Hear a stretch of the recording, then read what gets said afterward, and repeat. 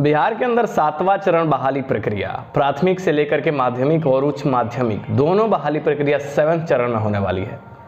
लेकिन 7वां चरण बहाली प्रक्रिया शुरू होने से पहले विद्यार्थियों के बीच में बिहार में जो जातीय जनगणना अभी चल रहा है, इसको लेकर के काफ़ी सवाल उत्पन्न हो रहे हैं। विद्यार्थियों का ये कहना है कि 7वें चरण बहाली प्रक्रिया में जब तक ये जातीय जनगणना सरकार संपन्न नहीं कराएगी, तब तक 7वें चरण बहाली प्रक्रिया को वो शुरू नहीं कर सकती। ये सवाल सिर्फ प्राइमरी वाले बच्चों का नहीं, माध्यमिक उच्च माध्यमिक जितने 7th फेज में शामिल होने वाले बच्चे हैं, उन सब का यही सवाल है कि क्या जातीय जनगणना 7वें चरण बहाली प्रक्रिया को प्रभावित करेगा या 7th फेज की बहाली प्रक्रिया जातीय जनगणना से प्रभावित नहीं होगी।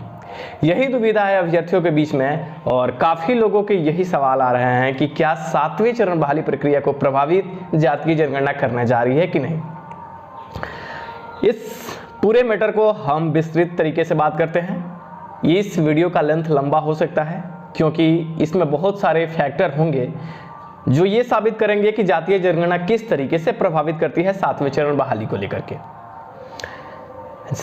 आप इस बात को शुरू से देख रहे हैं कि सरकार जातीय जनगणना को लेकर के बिल्कुल ही सजग है और जातीय जनगणना अभी जो शुरू है, ये जातीय जनगणना अप्रैल या मई में जाकर के पूरी तरीके से कंप्लीट होगी। हालांकि जो डेट आपको आ रहे हैं कि इस डेट तक अप्रैल में ही जातीय जनगणना संपन्न हो जाएगी, वो एक तरीके से टेंटेटिव डेट ही होता है। हालांकि ये चूंकि जनगणना है तो इसमें सरकार जो डेट जारी करती है उस डेट में एनी हाउ चाहती है, लेकिन पूरा डाटा कलेक्शन करने के बाद सरकार थोड़ा टाइम ले सकती है।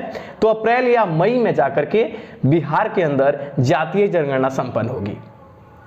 अब मई में अगर जातीय जनगणना संपन्न होती है तो जातीय जनगणना को बिहार में नौकरियों की बात को लेकर के, है ना, अलग अलग वर्ग को जातीय जनगणना के आधार पर कैटेगराइज करके और उसके बाद नोटिफिकेशन निकालना इतना सरल नहीं है।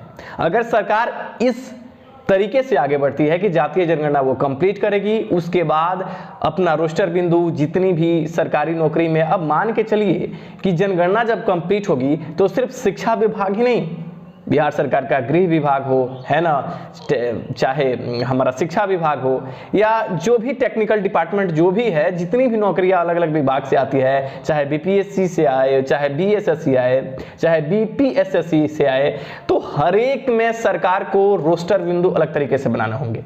और अगर सरकार इन प्रक्रियाओं को लेकर के आगे बढ़ती है तो लिहाजा सरकार इस साल कोई बहाली प्रक्रिया नहीं कंप्लीट कर सकती, क्योंकि मई के बाद सरकार को 2-3 महीने रोस्टर बिंदु हर एक कैटेगरी में, हर एक डिपार्टमेंट में अलग अलग श्रम विभाग के द्वारा ये लेटर जारी करके और इस चीज को लागू कराने में लग जाएंगे।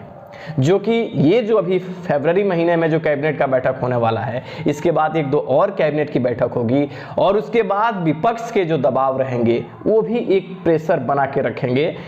तो 7वां चरण की जो बहाली प्रक्रिया है, जो आप जानते हैं कि ये बहाली प्रक्रिया विगत 3 सालों से मतलब रनिंग पीरियड में है। रनिंग पीरियड का मतलब है कि सरकार ने नोटिफिकेशन निकाला, सरकार ने एग्जाम भी लिया, रिजल्ट पब्लिश की, उसके बाद नोटिफिकेशन और नियमावली के खेल में सरकार ने 3 साल का वक्त ले लिया।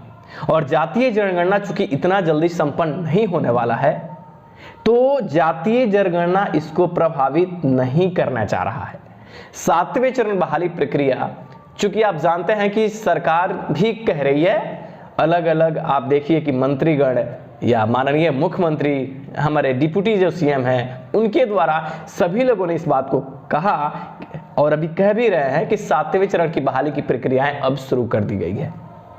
तो 7वें चरण बहाली प्रक्रिया में चाहे जो कुछ भी कहा जा रहा है कि काफी डिले होंगे, हाँ, अगर सरकार एक तरफ अगर इन बातों को नजरअंदाज किया जाए और तब कहा जाए कि हाँ जातीय जनगणना प्रभावित करेगी 7वें चरण को, तो आप इस साल इस बहाली को भूल जाइए। अगर जातीय जनगणना को सम्मिलित करके सरकार इस बहाली प्रक्रिया को आगे बढ़ाएगी तो ये बहाली इस साल में नहीं होगी। लेकिन चूंकि मैंने आपको कहा कि सरकार के अधिकारी भी, शिक्षा विभाग के और मंत्री, सभी लोगों का एक बात कहना है कि 7वें चरण की बहाली प्रक्रिया अति शीघ्र शुरू की जाएगी। और अगर अति शीघ्र जहां तक जिक्र आ रहा है, अगर अप्रैल मई में भी अगर नोटिफिकेशन आने की बात होती है तो जातीय जनगणना इसमें सम्मिलित नहीं होगा।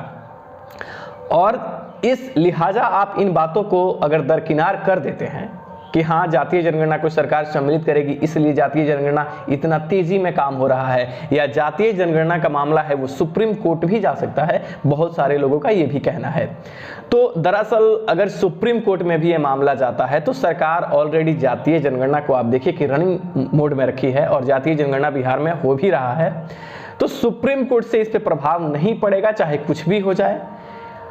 और बहाली प्रोसेस जो है वो साफ अब इंडिकेशन है कि 7वें चरण की बहाली प्रक्रिया के लिए सरकार ने शिक्षा विभाग को साफ ये दिशा निर्देश दिया है और अभ्यर्थियों को लगातार आश्वासन दिया जा रहा है कि सरकार छठे फेज की बहाली प्रक्रिया को मिड फेब तक खत्म करने के लिए आगे बढ़ रही है। और मिड फेब जब खत्म होगा उसके आसपास आप देखिएगा कि जो अभी कॉमर्स सब्जेक्ट को लेकर के एसटीईटी हो रहे हैं तो इनको सरकार एग्जाम से इनका फिर लास्ट तक एग्जाम ले ले, उसके बाद इनका रिजल्ट के साथ सरकार नोटिफिकेशन जारी करने की तैयारी कर सकती है।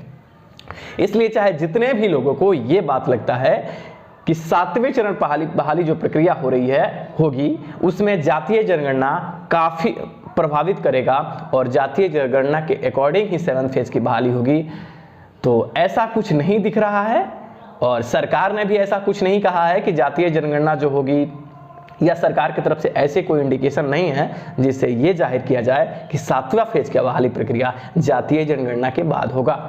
जातीय जनगणना का फाइनल डाटा आने में अभी आपको 5 से 6 महीने लगेंगे।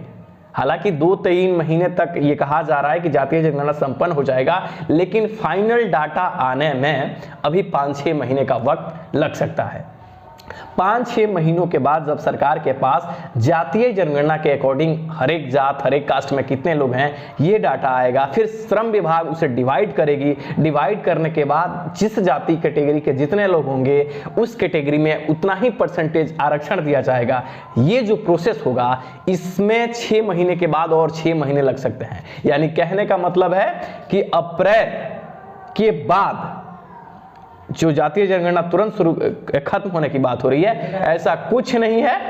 सरकार को अभी जातीय जनगणना कंप्लीट करने में मई जून फाइनल डाटा की मैं बात कर रहा हूं, वो डाटा आने में अभी 5-6 महीने का वक्त लग सकता है। उसके बाद अलग अलग डिपार्टमेंट को ये दिशा निर्देश दिया जाएगा, उसके बाद जातियों के अनुसार कैटेगरी वाइज सब चीज डिवाइड किया जाएगा। ये पूरा प्रोसेस होने में 1 साल का वक्त लग सकता है। और 1 साल बाद आपको लगता है कि सरकार अगर 7वें चरण की बहाली प्रक्रिया करेगी, ये आपको भरोसा ऐसा हो रहा है? ऐसा कुछ नहीं है। सरकार 7th फेज की जो बहाली प्रक्रिया है वो रनिंग मोड में जस्ट ही करने वाली है, वो कर देगी। 6th फेज जैसे खत्म हो रहा है तो आपके मन में चाहे जितने भी ये डाउट हैं कि 7वें चरण बहाली प्रक्रिया को जातीय जनगणना प्रभावित करेगी, ऐसा कुछ नहीं है। अगर सरकार की ही मंशा होगी कि जातीय जनगणना के बाद ही हम बहाली प्रक्रिया शुरू करें तो आप सोच लीजिए कि आपकी बहाली 24 लास्ट तक अगर हो जाए तो बहुत बड़ी बात है। अगले फेज अगली बहाली प्रक्रिया होगी उसके लिए जातीय जनगणना जरूरी है।